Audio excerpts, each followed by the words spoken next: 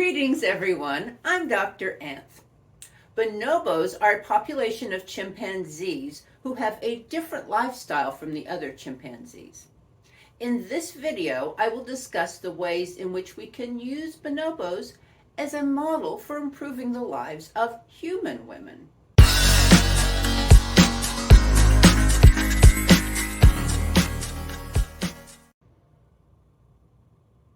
Bonobos and the other chimpanzees are our very distant cousins.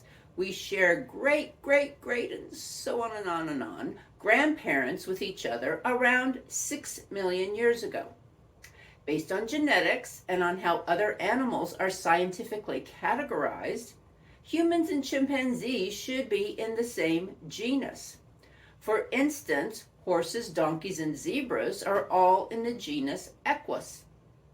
Humans and chimpanzees should either be in the genus Homo, our genus, or the genus Pan, their genus.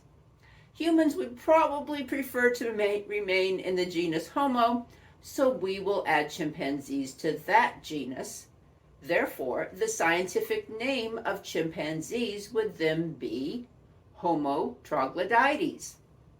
For 1 million years or so, the ancestors of modern humans and modern chimpanzees looked very similar and acted in very similar ways. But they were beginning to diverge. Somewhere around 4.5 to 5 million years ago, the distant ancestors of humans became bipeds. We adapted to walking on 2 legs. See the video links below to learn more about this. While our human ancestors were mostly walking away from the forests, the distant ancestors of modern chimpanzees pretty much stayed adapted to living in the forest. Around 2 million years ago, there was a change in the course of a major river, which is now known as the Congo River in the Democratic Republic of the Congo. A loop in the river isolated a population of chimpanzees from the other populations of chimpanzees.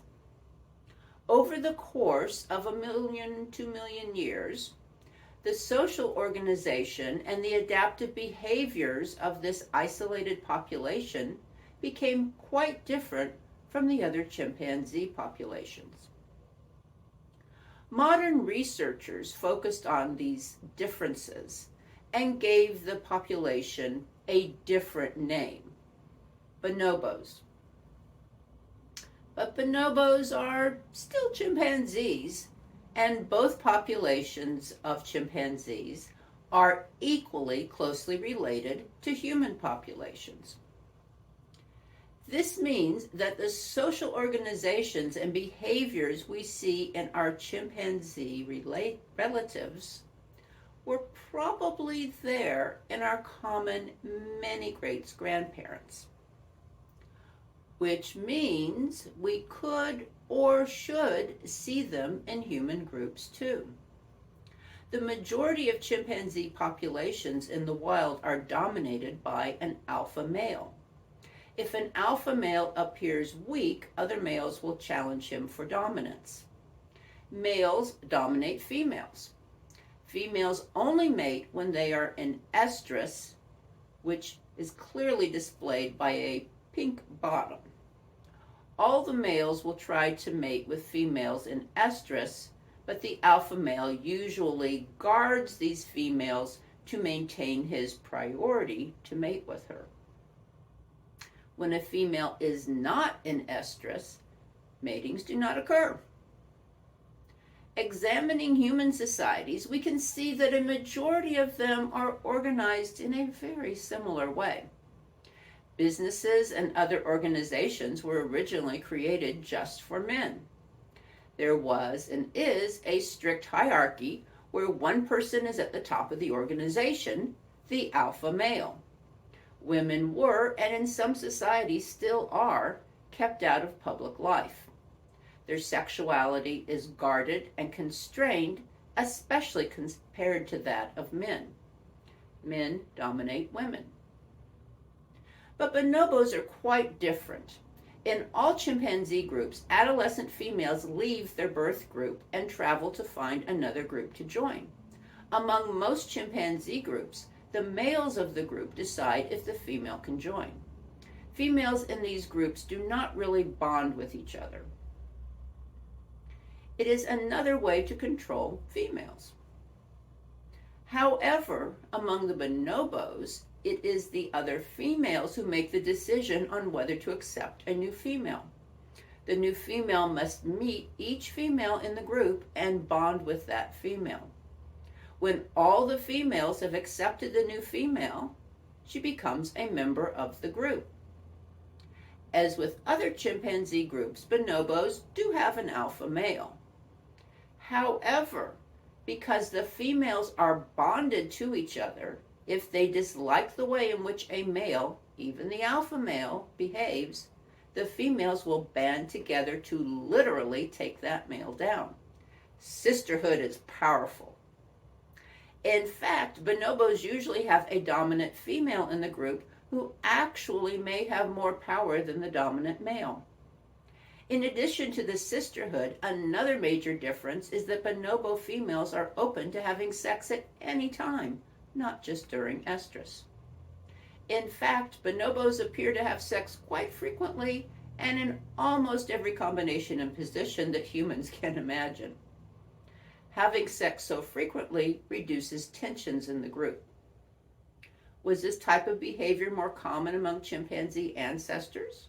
Was there a greater variation in social organization and behavior among all chimpanzee groups in the past? Or did these changes only happen when the ancestors of bonobos became isolated? We don't know. There are a few modern examples of human groups that are similar to bonobos. For instance, the Musuo people of China have a lifestyle very similar to that of bonobos. Women may have sex with whomever they wish. They stay with their families and raise their children with them, not with the father of the children. Women head the families and property passes down the female line.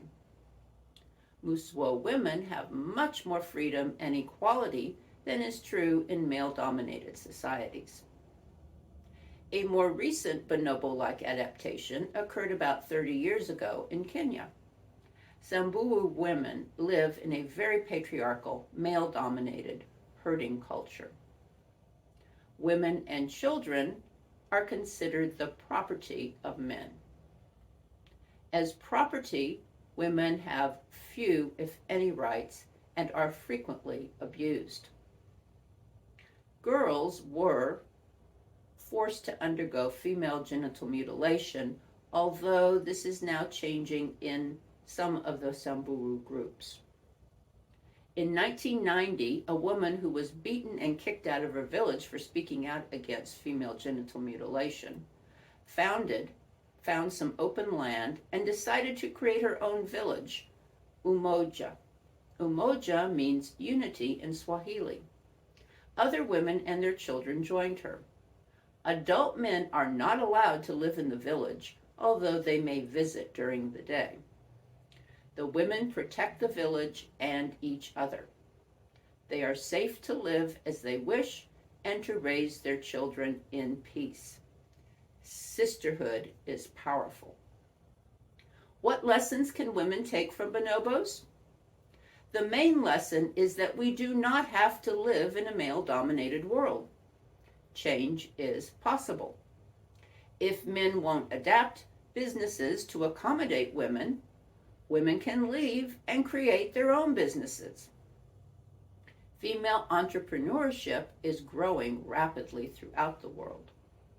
As more and more women are discovering, women don't have to be married or even living with a man in order to have children. Women can create networks of female friends and family to help out.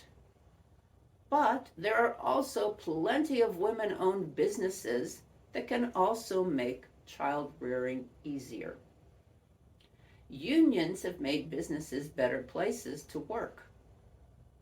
Women in a male-dominated business could band together with supportive male colleagues to create a new kind of union that pushes businesses to adapt to women's needs.